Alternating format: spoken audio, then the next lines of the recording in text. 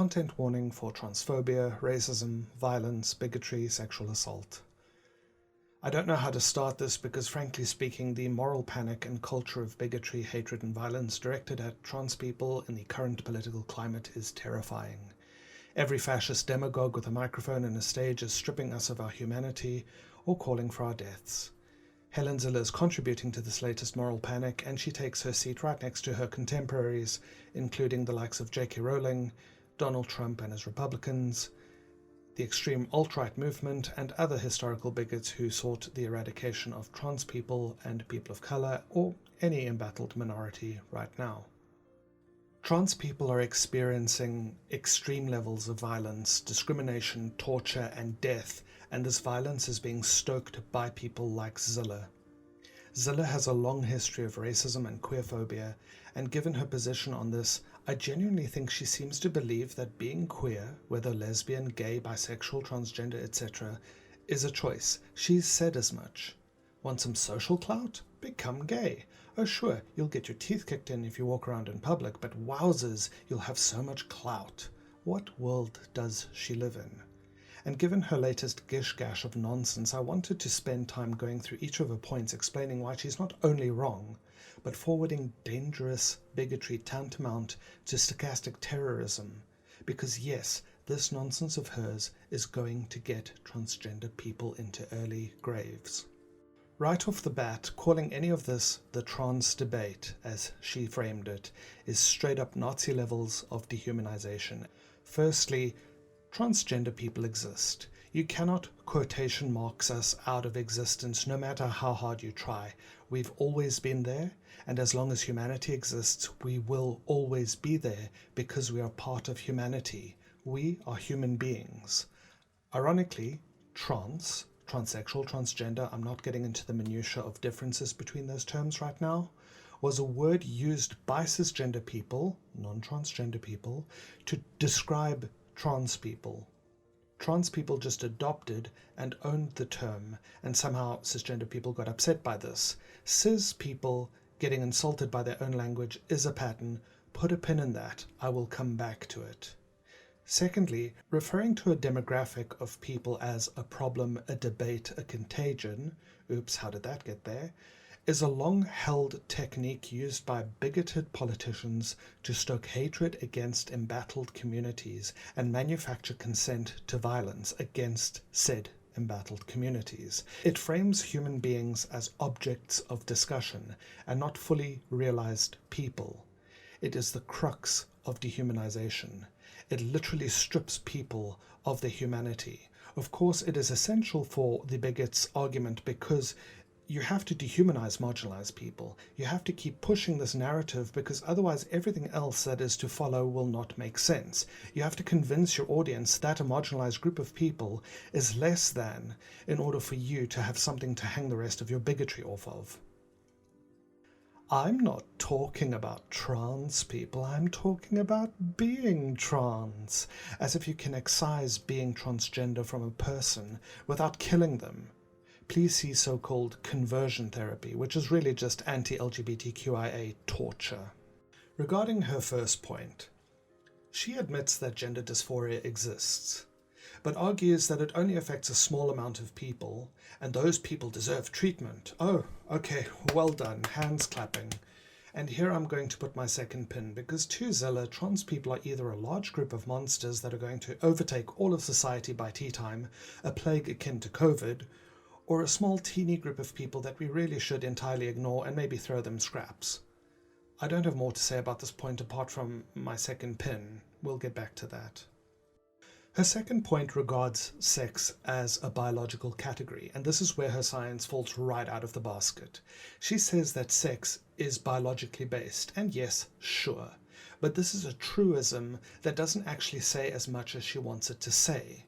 Sex is a perceived series of categories into which we sort a wide variety of often coinciding genotypes and phenotypes. Sex is constructed because biology as a science is constructed the same way that science is constructed. There are tools designed to describe the world. Saying sex is biologically based is like saying a ruler is numbers based and insisting that centimeters are the only reality because you've never seen an inch or a furlong. The problem with Zille here is that she doesn't understand the difference between the ruler, the numbers, and the distance being measured. Or again, she's being deliberately misleading. Who knows? Then Zille's full-blown queerphobia enters the chat when she starts to talk about sperm and ova, male and female, critically forgetting or deliberately omitting that intersex folk exist, sterile people exist, and non-binary people exist. This is Nazi-level eugenics. If you don't fit in, you don't exist. Also, she is abjectly conflating sex, gender, zygotes, sperm and eggs, in the exact same argument that is used to argue against homosexual people and not allowing people in homosexual relationships to live their lives. This is the exact same argument. This is the exact same argument. This is the exact same argument. It's Adam and Eve, not Adam and Steve. Secondly, if you've picked up any biology textbook, or any history book on why they stopped genotype testing in the Olympics in the first place, you'd know that intersex conditions are far more common than people like Zille would ever like to admit. Sex is not just XX and XY, penis and vagina. There are a panoply of other kinds of people in terms of their genotype, their phenotype, and their gender identity. Because, and this might shock Zille, humans are not a monolith, or indeed easily categorized into patriarchy's convenient little boxes. Lastly, you have to appreciate her little addition of race in here, because Zille has a history of this kind of racism. She's setting up cisgender white woman exceptionalism here. Only she is the victim, you understand. Only she understands what suffering is. Nobody else has had it hard except for her in her Cape Town mansion with her rich husband and her big salary. But she knows what suffering is because, you see, she's exceptionally woman. But black people in South Africa don't know anything about suffering because, you see, to Zille, racial hierarchy in South Africa is a fictional problem that can be overcome by the power of positive thinking and a heavy dose of historical revisionism. But cisgender white womanhood, oh no, that's set in concrete used to throw transgender people in the river, but I digress. In her third point, she reiterates her support for Rowling. Birds of a feather.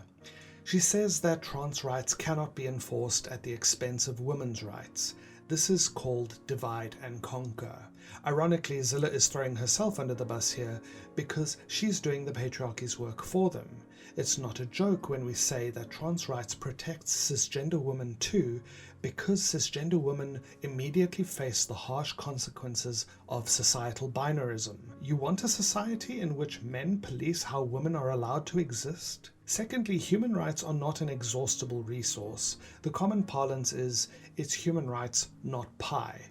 If someone gets rights, that doesn't mean your rights are diminished. This rhetoric of divide and conquer has been used over and over and over again in the same recycled bigotry that says black people are coming for your kids, gay people are coming for your kids, lesbians are coming for your wives and will turn them into witches, Satanists, and into women of loose virtue who engage in horrific acts like crochet or voting. The exact same rhetoric is being used right now in the US to strip women of their voting rights, and Helen Zille is a part of this problem. Trans people having rights strengthen women's rights. You take away trans people's rights and women's rights are diminished as well. The same people who don't want trans people to live are the same people who don't want women outside of the kitchen voting or, God forbid, taking up yarn. In her fourth point, Zille argues that trans rights provides men an excuse to enter women's spaces. Never in history has a cisgender man ever dressed as a woman in order to enter bathrooms to assault women. Zille's cohorts like Donald Trump certainly didn't dress up as a woman when he sexually assaulted girls in the bathroom. For all Zille's so-called lived experience as a woman, she certainly doesn't understand that men have never needed an excuse to assault women, cisgender or trans women. This notion that men need convoluted Bugs Bunny-like costumes in order to enter women's spaces to assault women is laughable. Her assertion that men enter women's sports in order to dominate unfairly is ridiculously ahistoric and fantastically sexist of Zille. Women's sports were created precisely in the first place because women were entering sports and beating men at sports, and that made men uncomfortable, thereby banning women from so-called men's sports and creating women's sports as a category so women wouldn't threaten fragile men's egos. But again, Zille doesn't care about that because she doesn't care about women's sports or the history and reality of women in sport. Speaking of rapes in women's prisons, again, Zille doesn't care about the facts. The majority of rape in women's prisons happen because of male guards. Do you know what happens to trans people in prison? No, of course not. Trans people face outsized violence and sexual assault by inmates, male and female.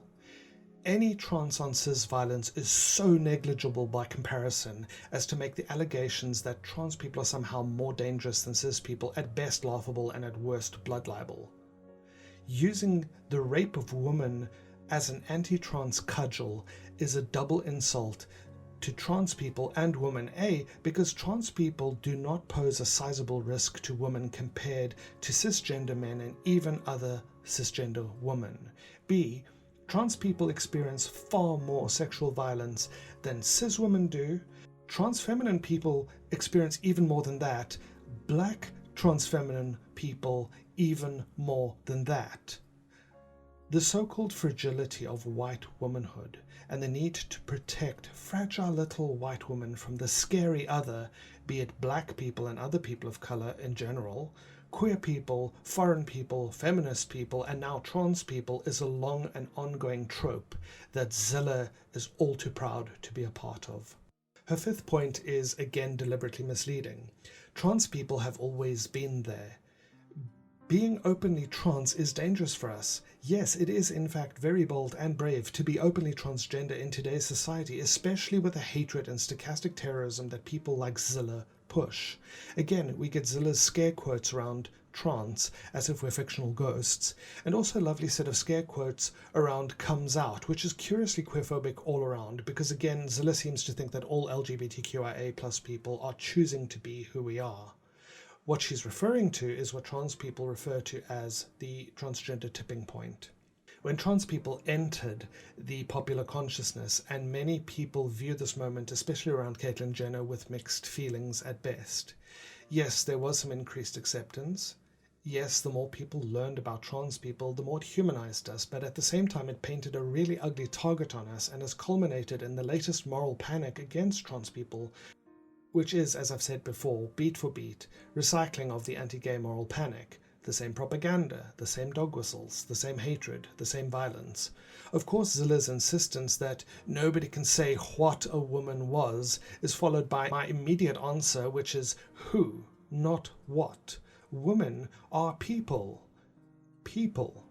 This is an ongoing joke of transphobia, is that it leads people like Zille, who are ostensibly pro-woman, to saying incredibly sexist things. Women are people. Who, not what.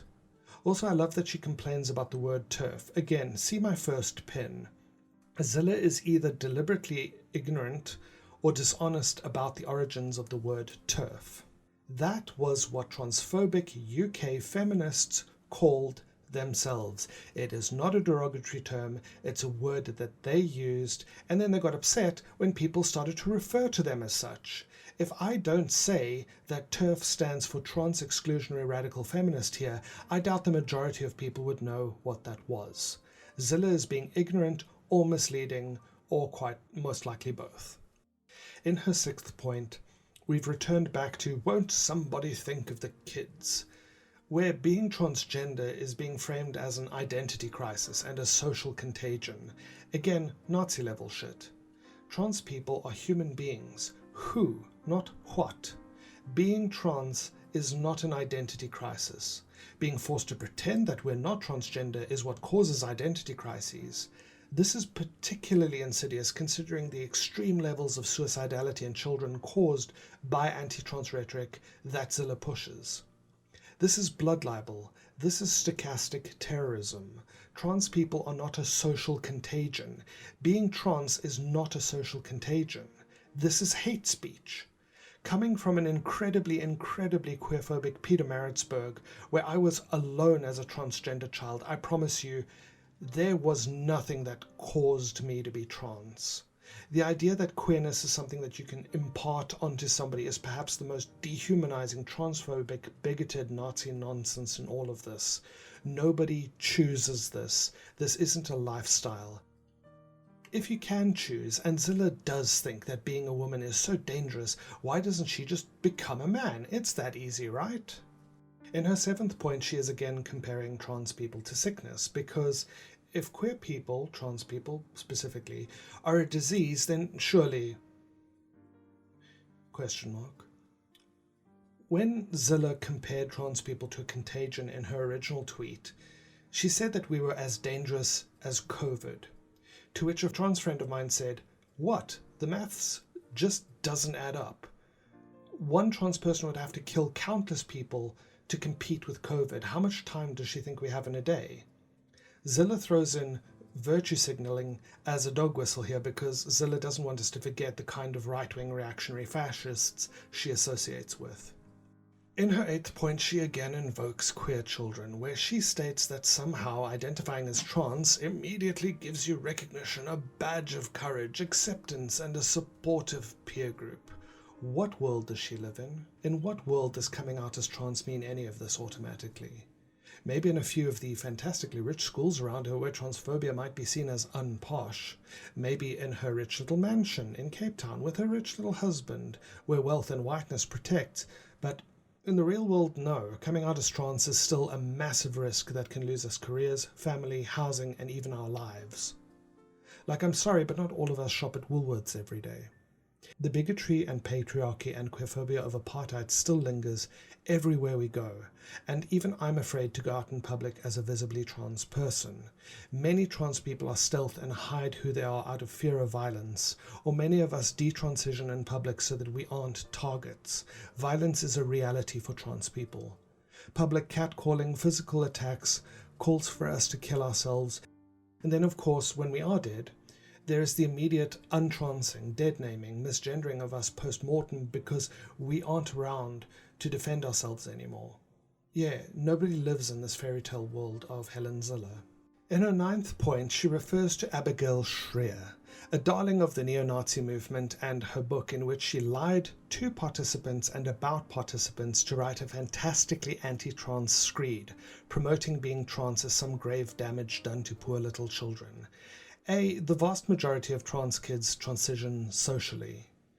B. The few who transition medically do so with hormone blockers that are the same that are used on cisgender kids with precocious puberty.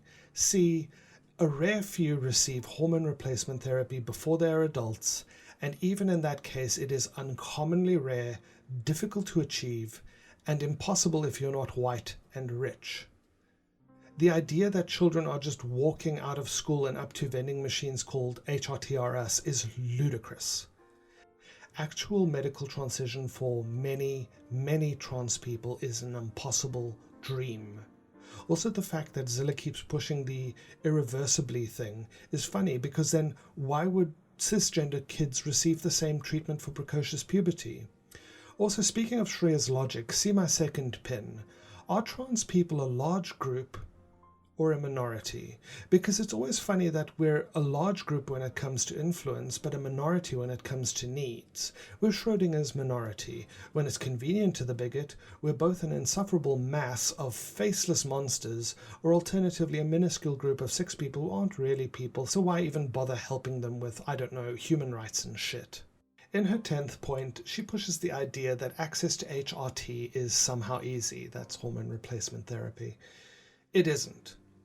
There is a panoply of doctors, psychologists, endocrinologists you need to see before HRT is available. It isn't something you can access by walking into the Red Cross Children's Hospital. She's lying by omission here. And the Red Cross Children's Hospital should actually be speaking up about this very loudly. Also, if Zille is so against HRT, does she think post-menopausal women should take estrogen? Again, you take away trans rights and medical access, and women's rights and medical access go right out the door with it. There is a reason why anti-abortion activists in the US quoted J.K. Rowling, precisely because Rowling and her ilk attacked women's rights to consent to their own bodies in the UK. Trans rights and women's rights are inextricably linked. J.K. Rowling is directly responsible for worldwide attacks on abortion right now. The fact that she was upset by Trump in 2017 for reinstating anti-abortion rules is a lack of self-awareness akin to none. In her 11th point, oh my god, every time I see a bigot saying, I have no problem, ... it reeks of, I'm not homophobic, but ... And you can do all of that gay stuff behind closed doors ... It's the same bigotry recycled again and again. It's not men dressing as women. Trans women are not men dressing as women. Trans women are women. They're not wearing women's clothes, they're wearing their own clothes. Edgar's isn't going to have a blouse shortage because trans women arrived on the scene. Oh wait, and there it is. I have no problem with sex between consenting adults in private. Who was talking about sexual intercourse? Why does she bring this up? Again, this is homophobia in disguise. What does sexual intercourse have to do with trans people wearing the clothes they're comfortable with? But of course, Zille knows exactly what she's doing here. She is sexualizing transgender people, completely out of context, mind you, for merely existing in public, and that is dehumanizing. This is like sexualizing women because they're not suitably covered up. I'm sorry you saw my ankle, Aunt Lydia. She says she has no problem with drag. She had so much fun. Again, this is typical white cisgender woman bullshit. Queerness is fine if it's a consumable commodity that she can consume at her leisure. The history of drag and gay and trans people be damned, but she got to have a mocktail while watching queer people entertaining her. #pink capitalism. People like her really shouldn't be welcome in queer spaces because she will sexualize us in the streets and in the same heartbeat commodify us for our own consumption. Peak straight white woman behavior. Good queer people are handbags and shoes and fashion accessories to make a great night fun. But Jesus Christ, don't come out when the sun is shining. In her 12th point, she says she has an issue with how trans women act, how we giggle and flutter our eyelashes. What fucking trans people does she know? I swear, transphobes get all their information about trans people from Pornhub or RuPaul's Drag Race. Turning all women into caricatures? Sorry, cisgender women, no more giggling. How do we laugh? We laugh politely. Ha ha ha. Ha ha ha. Again, trans people are not a monolith.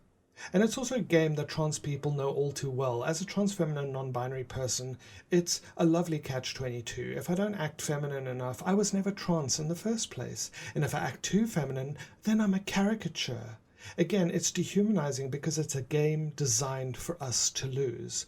There's nothing trans people can do just to exist in public without being scrutinized. Also, why does she have a problem with some trans women who giggle and flutter their eyelashes, but not with other women who do the same thing? Why does she specifically have a problem with trans women who do that? That is a very specific problem to have.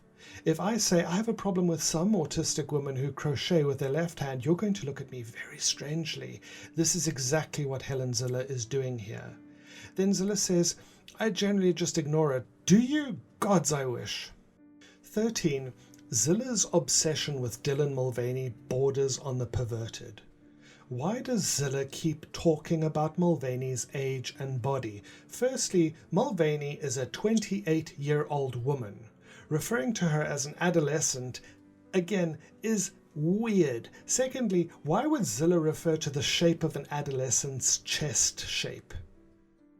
Why would Zille refer to any adult's chest shape? It's creepy. It's predatory. Zille does exactly what she accuses trans people of. Transphobes have a very, very unhealthy obsession with other people's bodies. Also, the joke of more people advertising different types of bodies using different types of clothes ironically makes clothing more accessible for people, including cis women. But again, Zille doesn't care about accessibility. This is about gatekeeping womanhood, which ironically makes clothing inaccessible for women who have different bodies. 14. She says she has a problem with biological men, which doesn't include trans women. So what is she complaining about? Because she's deliberately misgendering trans women here.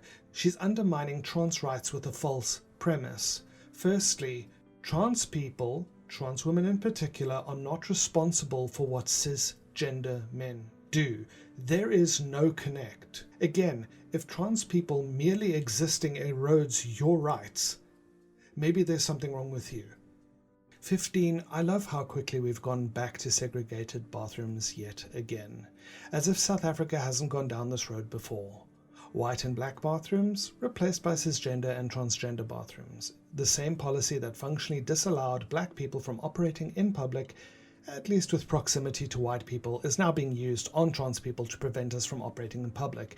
And there aren't that many of us, so why would businesses, buildings, etc. cater to our needs? Again, this isn't about trans rights. It's about driving trans people out of society as a whole. 16. Again, this idea that trans people are a trend is dehumanizing nonsense, and women's rights are entangled with trans rights. The one cannot exist without the other. They are the same thing. Trans rights and women's rights are human rights. They are the same thing. You cannot strip trans people of their rights without doing the same thing to all women, including cis women. And of course she's behind J.K. Rowling goose-stepping in unison. 17. I have never attacked or criticized transgender people, except for literally all of the above. Again, the social contagion. Trans people are not a plague, sickness, problem, or question. The vast majority of trans people are satisfied with a few crumbs of transition that we can scrape out of society. The dissatisfied detransitioners, a minority among a minority, are not representative. And I say this as a person who detransitioned out of safety concerns. If we're going to talk about irreversible damage by a fraction of people, are we going to ban all medical intervention then? Knee surgery has a notoriously high dissatisfaction rate. Hell, some heart surgery is fatal. Get rid of that too? It's about as irreversible as it gets. Do you know what else is irreversible? A trans kid committing suicide because of this hatred that Zille is spreading. A trans adult committing suicide because of this hatred that Zille is spreading. I've never attacked or criticized transgender people except for when they giggle or fuck off. 18. I don't care. I loathe the opinionification of bigotry. This is just how I feel. I'm not pushing hatred. I don't hate trans people. I'm just going to compare them to COVID and call them rapists. Opinions are for whether you like sugar in your coffee, not to use plausible deniability to push hate speech, blood libel, and stochastic terrorism. And yes, that is exactly what Zille does. She is going to get transgender people killed. What she is doing is violent and dangerous. South Africa has moved beyond people like Helen Zille. I understand she did some good work in the past, but then again she keeps good company with people who will be remembered for the monstrous things they said and did, and Helen Zille will be remembered in the same light as Anita Bryant. I'd say the Democratic Alliance should do something, but they're going the same way as the US Democrats and UK Labour, a flailing failure of opposition that embraces fascism at the drop of a hat in order to win a few extra votes on the backs of people they view as conveniently disposable. Dehumanization has a cost measured in human lives, half-lived and cut short. Trans people are human beings, and Helen Zille has blood on her hands.